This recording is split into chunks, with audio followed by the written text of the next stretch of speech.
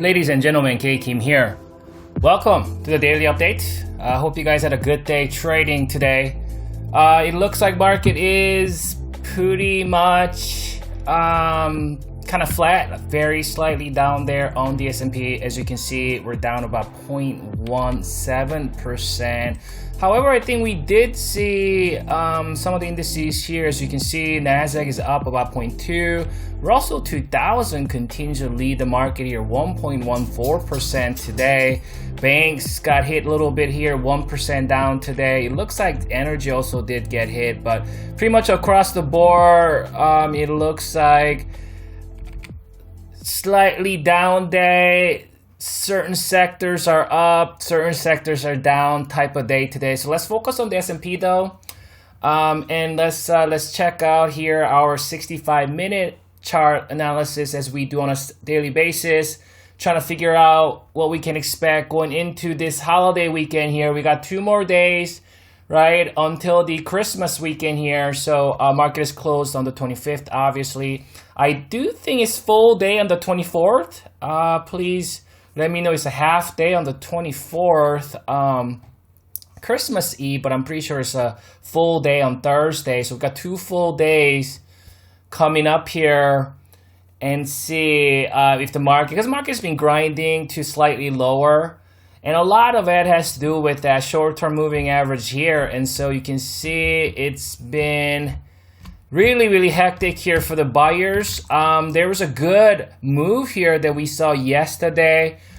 We saw that about 2% down move yesterday. I think bears should really continue with that run.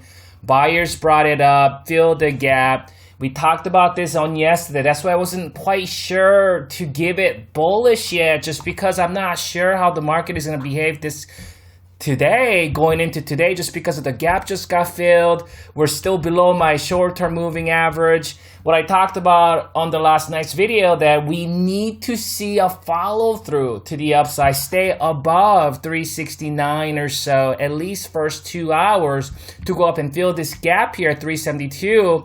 Well, this is the, let's see, 1, 2, 3, 4, 5, 6. So this was the first hour.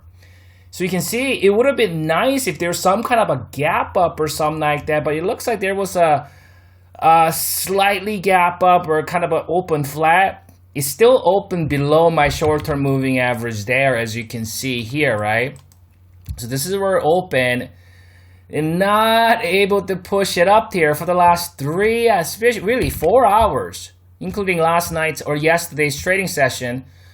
Can see just not able to get above that short-term moving average. We did see price coming back down on the first hour, brought it back up, and this was a second hour. Second hour, we actually saw that big red candle there. And then on the third hour, it looks like we continue lower, but came back up, closed the third hour with some green candle and shaved head. With that, for the buying pressure continued on the fourth hour, but yet again, that short-term moving average is not letting it move higher.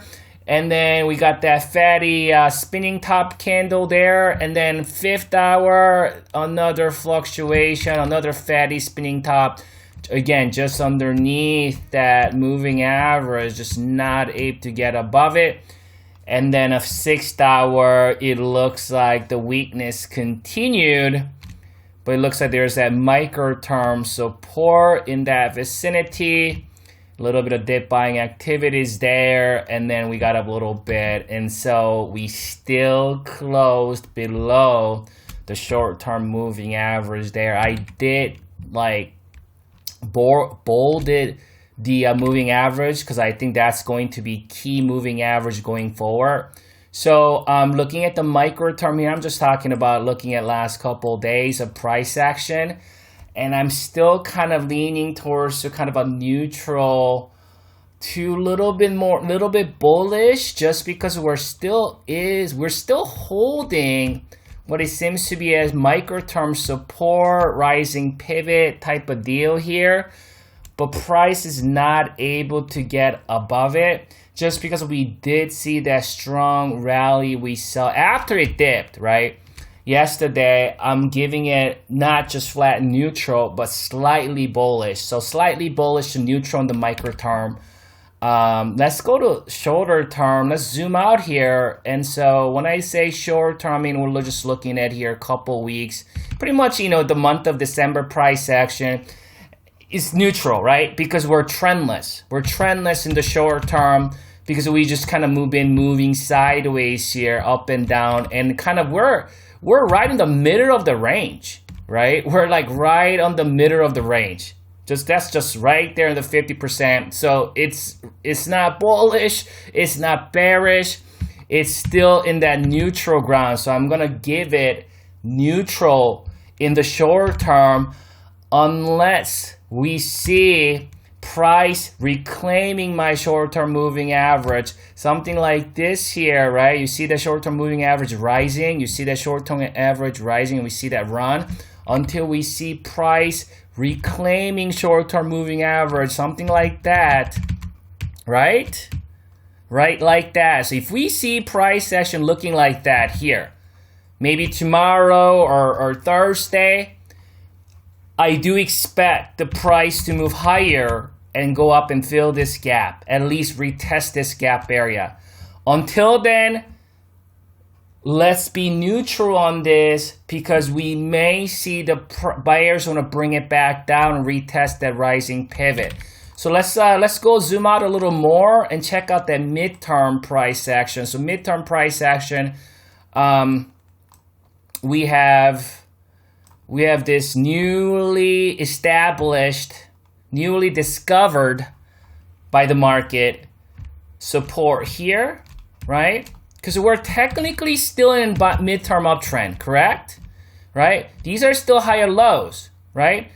We're still dealing with the higher lows and higher highs here. So we're technically still in uptrend in the midterm.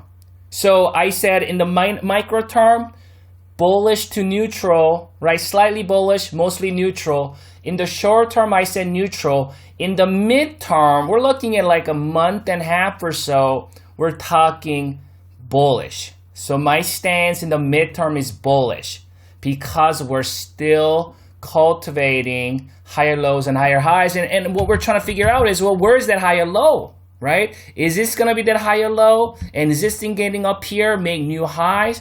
We don't know that yet. We could maybe see something like this here where it wants to retest, maybe something like that. We don't know that yet as of today. We may see this thing because maybe we're right here, right? We're maybe right here. Maybe we're right here where this thing comes back down, retest the rising pivot or support before going up. Or are we just gonna go up? Maybe it's gonna look more like this. We just pull back, maybe, and then just kind of get up. That's what we're trying to figure out here, right? So it will be important. Again, we don't have any kind of evidence as of today that trend has shifted in the short term and the micro term.